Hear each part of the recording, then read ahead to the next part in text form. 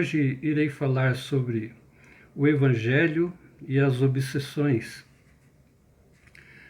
Os espíritos inferiores pululam ao redor da Terra em consequência da moral inferior dos seus habitantes. Então, por aí a gente já pode ter uma ideia por que existem pessoas em desequilíbrio, pessoas passando por provas num estado onde a mente perdeu o controle da situação, onde ela está totalmente perdida. Justamente por quê? Por causa da influência desses espíritos. E como ocorre essa influência? Através do pensamento. Então, a obsessão é a ação persistente de um espírito mau que exerce sobre um ser encarnado. Existem outros tipos também. Pode ser de desencarnado para desencarnado, ou até de um encarnado para outro encarnado. Então, a obsessão, ela é a ação persistente de um espírito mau que exerce sobre um outro ser. Pode ser ele, como eu disse, encarnado ou desencarnado. Então, para livrarmos da obsessão dos espíritos, tanto desencarnados quanto encarnados, então há necessidade de nos fortificarmos o nosso corpo através da alimentação, através do extermínio dos vícios. E também é necessário fortificar as nossas almas, porque a doença, ela começa através da nossa alma. Então, é através justamente da doença do espírito que ela vai se instalar na carne. Então, vamos falar um pouquinho, da obsessão nos tempos remotos. Então, desde antes de Jesus, e após também a vinda de Jesus, então existem relatos de obsessões ou de seres obsediados por espíritos que já não estão mais na carne. E justamente essa obsessão, ela se dá como uma forma de pagar, uma forma de uma cobrança de uma dívida que é feita pelo espírito ao encontrar o encarnado. Então, ele aproveita que o encarnado não pode vê-lo e começa a cobrar da forma que ele bem entende. E faz essa cobrança sem que o encarnado, às vezes, perceba que está sendo cobrado ou está sendo intuído, muitas vezes por esse espírito, a fazer coisas que, na sua atual razão, ele não faria. Então, nós temos alguns exemplos muito interessantes, que a gente pode estar mencionando. Por exemplo, quando passava por Cafarnaum, Jesus ensinava no dia de sábado na sinagoga. Então, um homem possuído por um espírito impuro clamava, dizendo: o que há entre nós e vós? Viesse para nos perder? Sei que vós sois santo de Deus. E Jesus, com autoridade, disse: cala-te e sai deste homem. Porque o mestre sabia que junto daquele homem havia um espírito que estava obsediando, isto é, falando por aquele homem, falando no lugar do espírito daquele homem.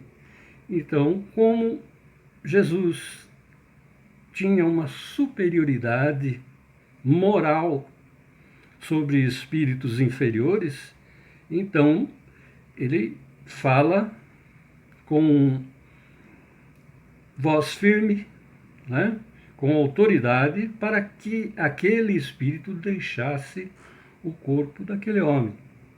E novamente apresentou-se um homem mudo pelo demônio, isto é, naquela época, pela ignorância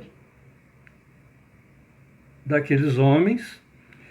Então, dizia-se que o demônio é que tomava conta das pessoas, o demônio que possuía aquelas pessoas. E hoje nós sabemos que são espíritos, espíritos que se distanciaram da luz, se distanciaram de Deus e acabam fazendo toda essa encenação como parecesse aquela pessoa estar sendo possuída por um demônio. Mas, na verdade, nós sabemos que são homens enganados, homens que ainda falta um pouquinho de compreensão e de luz. Então, Jesus tirando, expulsando, né? Como diziam naquela época, expulsando o demônio, o homem ficou liberto e falou. Mas nós sabemos que não era bem assim, né? Que havia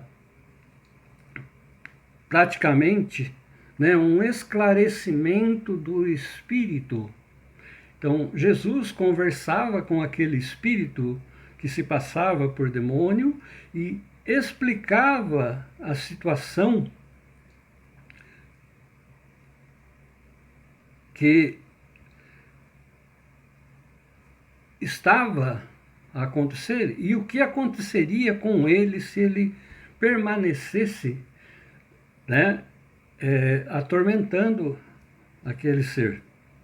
Então, através do esclarecimento desse espírito, ele se retirou, porque ele entendeu que ele estava complicando a sua vida. Em vez de melhorar a sua vida, ele estava complicando a sua vida. E a partir desse momento que ele entendeu por si só, ele abandonou aquele homem. E assim acontece com todos nós hoje em dia, né? Muitas vezes nós estamos acompanhados por esses espíritos. Paulo de Tarso diz que nós estamos na presença de milhares de espíritos, né? Espíritos que não gostam da gente, espíritos que um dia nós fizemos algum mal a eles e eles estão nos cobrando isso. Então, o que nós temos que fazer, né? Primeiro, o primeiro passo é o arrependimento. Depois, tentar ressarcir, né, da melhor forma esses espíritos, né, para que um dia eles entendam também que nós agora somos, né, mais, vamos dizer, nós entendemos todo esse processo que aconteceu e nós estamos tentando nos melhorar a cada dia que passa. Então, esse espírito, ele vai perceber que nós também mudamos.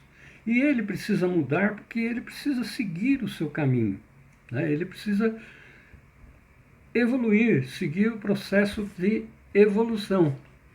Então, nós entendemos que Jesus deixou uma missão para nós, né?